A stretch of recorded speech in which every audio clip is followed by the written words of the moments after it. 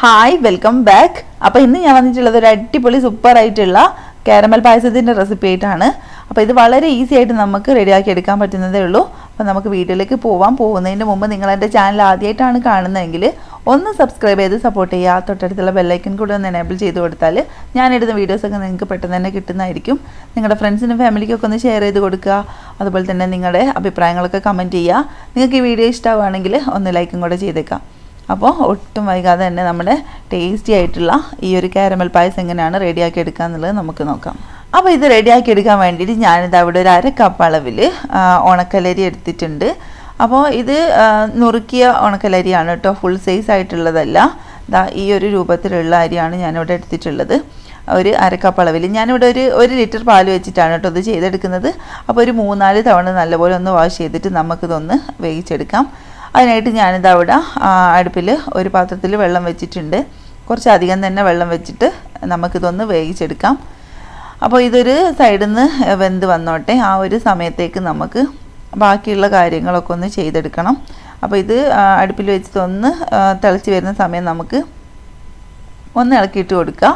അതിനുശേഷം നമുക്ക് ഫ്ലെയിം കുറച്ചിട്ടിട്ട് ഇതൊരു 90% ഒന്ന് വേവിച്ചെടുക്കണം. ബാക്കി നമ്മൾ പാലിൽ ഇട്ടിട്ട് നമ്മൾ റെഡിയാക്കി എടുക്കുകയാണ് ചെയ്യുക. അപ്പോൾ ഇത് വേവുന്ന സമയം കൊണ്ട് നമുക്കിവിടെ പായസത്തിനുള്ള ഈ കാരമലൈസ് ചെയ്തെടുക്കാം. ഈ ഒരു പഞ്ചസാര ഒന്ന് കാരമലൈസ് ചെയ്തെടുക്കാം. അതിനായിട്ട് ഞാനിത് അവിടെ ഒരു ഉരുളിയാണ് എടുത്തിട്ടുള്ളത്. അടി കട്ടിയുള്ള എന്തെങ്കിലും ഒരു പാത്രം എടുക്കുക. അതിൻ്റെ സെൻറ്ററിലോട്ട് നമ്മളിതാ ഇതുപോലെ പഞ്ചസാര ഇട്ട് കൊടുത്തിട്ട് ഒന്ന് നിരത്തി കൊടുക്കണം. ഇതുപോലെ ഒന്ന് നന്നായിട്ടൊന്ന് നിരത്തി കൊടുക്കുക. എന്നിട്ടൊരു ലോ ടു മീഡിയം ഫ്ലെയിമിൽ ഇട്ട് കൊടുക്കുക. തീ അധികം കൂട്ടിയിടരുത്. അതിന്നിങ്ങനെ തന്നെ ഇങ്ങനെ മെൽറ്റായി വന്നോളും. വെള്ളമൊന്നും ഒഴിച്ചു കൊടുക്കരുത്. കണ്ടില്ലേ, ഇതുപോലെ ഇങ്ങനെ മെൽറ്റായി ഇതിൻ്റെ കളർ ഇങ്ങനെ ചേഞ്ചായി വന്നുകൊണ്ടിരിക്കും.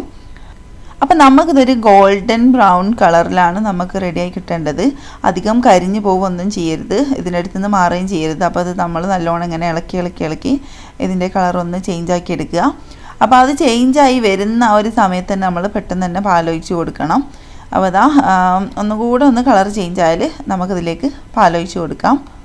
അപ്പോൾ ഇതാ നമ്മുടെ പഞ്ചസാര നല്ലപോലെ ഒന്ന് കളർ ചേഞ്ച് ആയി വന്നിട്ടുണ്ട്. ഇനി നമുക്കിതിലേക്ക് പാല് ചേർത്ത് കൊടുക്കാം. അപ്പോൾ ഞാനൊരു ലിറ്റർ പാല് മൊത്തത്തിൽ ഇതിലേക്ക് ഒഴിച്ച് കൊടുക്കുന്നില്ല, ഒരു 1/4 ഭാഗം ഒഴിച്ച് കൊടുക്കുക.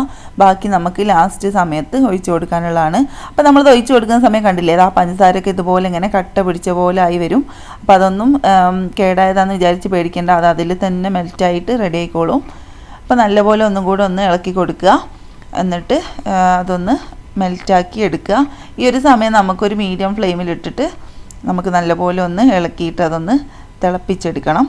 അപ്പോൾ ഈ ഒരു സമയത്ത് നമുക്ക് ആവശ്യമായിട്ട് ഒരു 2 നുള്ളു ഉപ്പും അതുപോലെ തന്നെ ആവശ്യമായിട്ടുള്ള പഞ്ചസാരയും കൂടെ ചേർത്ത് കൊടുക്കാം. അപ്പോൾ ഞാൻ പഞ്ചസാരയും അതുപോലെ തന്നെ മിൽക്ക് മെയ്ഡും കൂടെ പകുതിയാണ് ചേർത്ത് കൊടുക്കുന്നത്.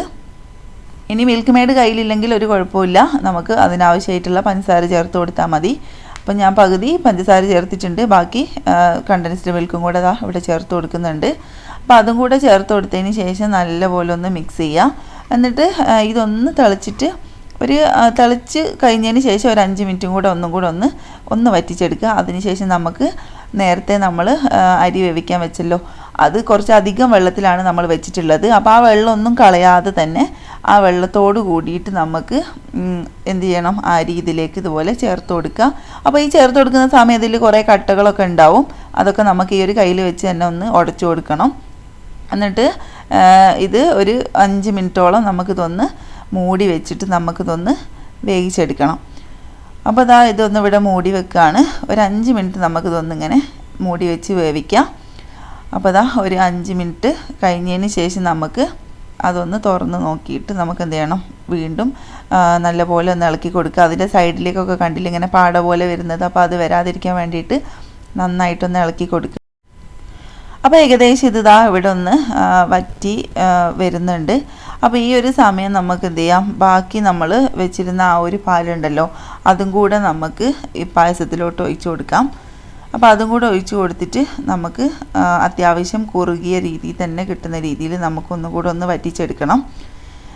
ഇനി നമുക്കിതിലേക്ക് ഒരു ടേബിൾ സ്പൂൺ അളവിൽ നെയ്യും കൂടെ ചേർത്ത് കൊടുക്കുക. അപ്പോൾ ബാക്കി കുറച്ചും കൂടെ നെയ്യ് നമുക്ക് നോക്കിയിട്ട് ലാസ്റ്റ് ചേർത്ത് കൊടുക്കണം. ഇപ്പോൾ ഒരു ടേബിൾ സ്പൂൺ ചേർത്ത് കൊടുത്തിട്ട് നമുക്കൊന്നും കൂടെ ഒന്ന് ഇളക്കി കൊടുക്കുക. എന്നിട്ട് നമുക്കിതൊന്ന് അത്യാവശ്യം ഒന്ന് വറ്റിച്ചെടുക്കാം.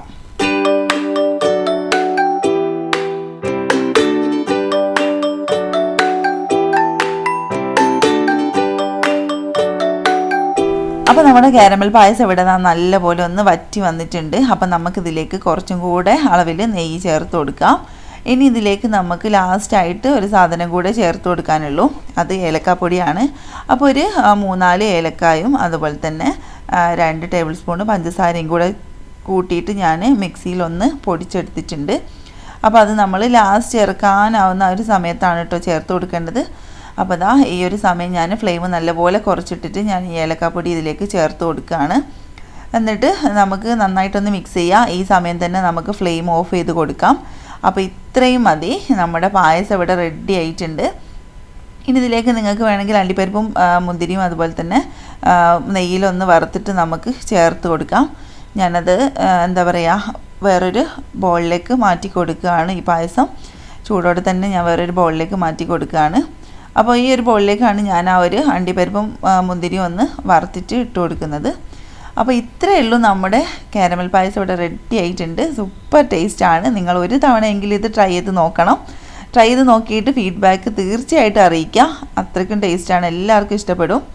അപ്പോൾ ദാ പായസം ഞാൻ ഇതിലേക്ക് ചേർത്ത് കൊടുത്തിട്ടുണ്ട്. അതിലേക്ക് നമ്മൾ നേരത്തെ വറുത്ത് വെച്ചിട്ടുള്ള അണ്ടിപ്പരിപ്പും അതുപോലെ തന്നെ മുന്തിരിയും കൂടെ ഇതിലേക്ക് മൊത്തമായിട്ട് ചേർത്ത് കൊടുക്കുന്നുണ്ട്.